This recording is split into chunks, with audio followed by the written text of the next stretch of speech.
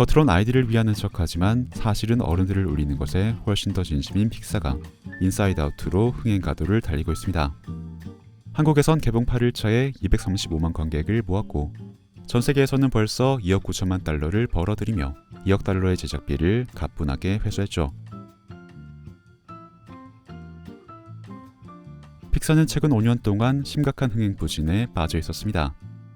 2019년에 개봉한 토이스토리4가 제작비의 5배 수익을 거둔 것을 마지막으로 2020년에 전 세계를 휩쓴 코로나와 개봉 시기가 불운하게 겹쳤던 오너드 단 하루의 기적은 제작비의 70%만을 수익으로 회수하며 픽사에서 나온 최초의 적자 작품이라는 불명예스러운 기록을 남겼습니다.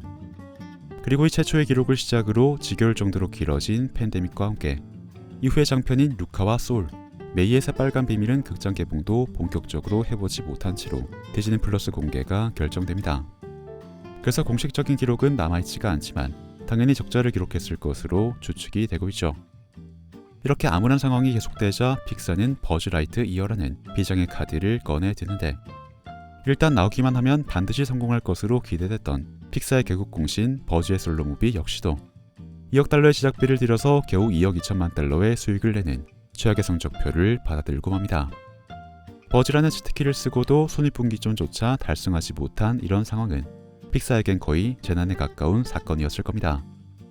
물론 이후에 개봉한 엘리멘탈은 한국에서 720만 관객이라는 대기록을 세우고 전 세계에서는 제작비의 약 2.5배를 벌어들이면서 오랜만에 손익분기점을 넘겼지만 사실 손익분기점을 넘기는 것에 안도하는 것 자체가 픽사의 위상이 예전 같지 않음을 반증하는 상황이었죠.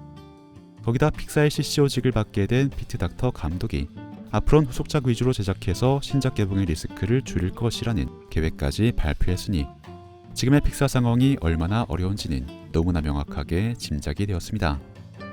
그런데 이런 상황 속에서 인사이드 아웃2가 대성공을 거둬주고 있으니 픽사는 정말로 오랜만에 안도의 한숨을 내쉴 수 있었겠죠. 이처럼 픽사 창사 이래 가장 어려운 상황이라고 해도 과언이 아니기에 저는 개인적으로 백의 요새에서 연출된 이 장면이 굉장히 흥미로웠습니다. 마치 영화 1984를 모티브로 삼은 것 같은 구도 속에서 독재자로 군림하는 불안이의 지도에 따라 쉴 새 없이 그림을 찍어내는 작업자들의 모습. 그러다가 기쁨이와 버러기의 외침에 눈치를 보다가 사실은 그리기 싫었다며 불안이가 요구한 최악의 상상 대신 행복한 상상을 그리기 시작하는 그 모습은 어쩌면 픽사에서 일하고 있는 애니메이터 자신들을 은유하는 것이 아닐까라는 생각이 들었습니다.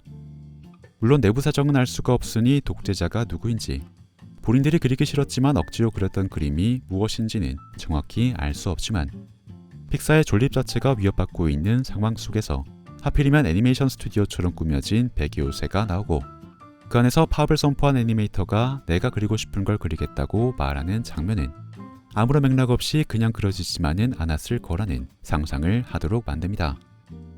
거기다가 비밀 금고 감옥에서 2D로 그려진 블루피와 파우치, 어설픈 초창기 3D로 만들어진 랜스가 등장하는 것 역시도 스파이더맨 뉴 유니버스가 보여준 시각적인 충격 이후로 3D 애니메이션 일변도였던 미국의 장편 애니메이션 시장에 조금씩 균열이 생기고 있다는 걸 의식했기 때문이라는 생각이 들었습니다. 픽사의 첫 작품 토이스토리가 충격적인 성공을 거둔 이후로 미국의 애니메이션 시장은 픽사풍의 3D 애니메이션이 20년이 넘도록 주류 문법으로 자리 잡아 왔습니다. 그런데 스파이더맨 유니버스가 마치 살아있는 코믹북을 보는 것 같은 카툰 스타일을 선보이면서 픽사의 버금가는 충격을 준 이후로 한때 새로운 시대의 기술이었던 픽사의 3D 애니메이션 문법은 이제 더 이상 새롭지 않은 것으로 보이게 될 가능성이 커져버렸죠.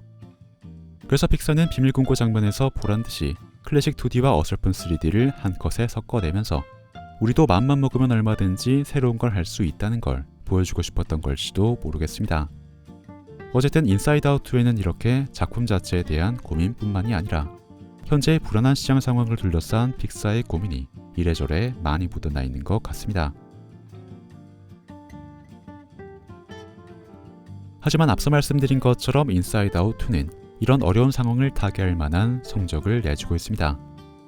거기다 오리지널 신작의 리스크를 줄이기 위해 후속작에 집중하겠다는 발표를 해버린 만큼 작품성과 장인정신의 픽사가 이제는 수익 쪽으로 기울어버리는 것 아닌가 걱정이 되는데 이번 후속작은 그런 불안을 모두 씻어버릴 만큼 훌륭한 작품성을 보여주었죠.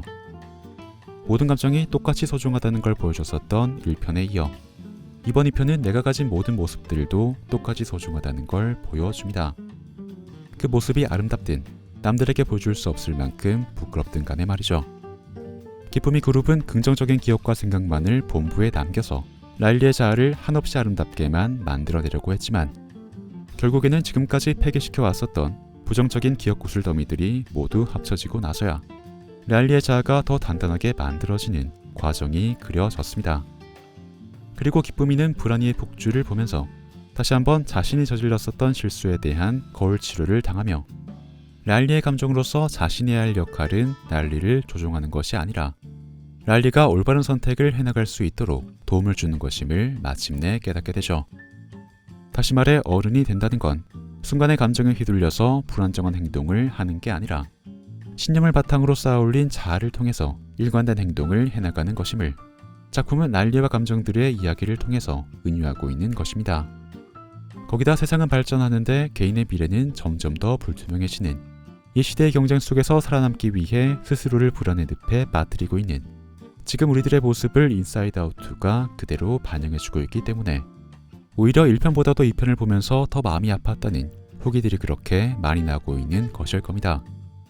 어쨌든 이번 인사이드 아웃2는 픽사에 쏟아졌었던 최근의 우려를 불식시키고 이미 픽사를 대표하는 브랜드 중 하나가 된 인사이드 아웃을 성공적으로 개성해냈다는 점에서 픽사의 그 다음 행보도 다시 한 번 더 기대해보게 만들고 있습니다. 그리고 인사이드 아웃 3편이 정말로 나온다면 아마도 라일리가 독립을 하면서 벌어지는 사건이 주가 될 것 같은데 Guys, what's puberty? I don't know. It's probably not important.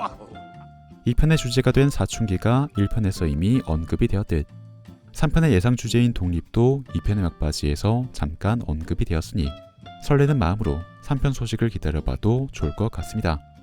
그럼 저는 다음 영화 이야기로 돌아오겠습니다. 시청해주셔서 감사드립니다.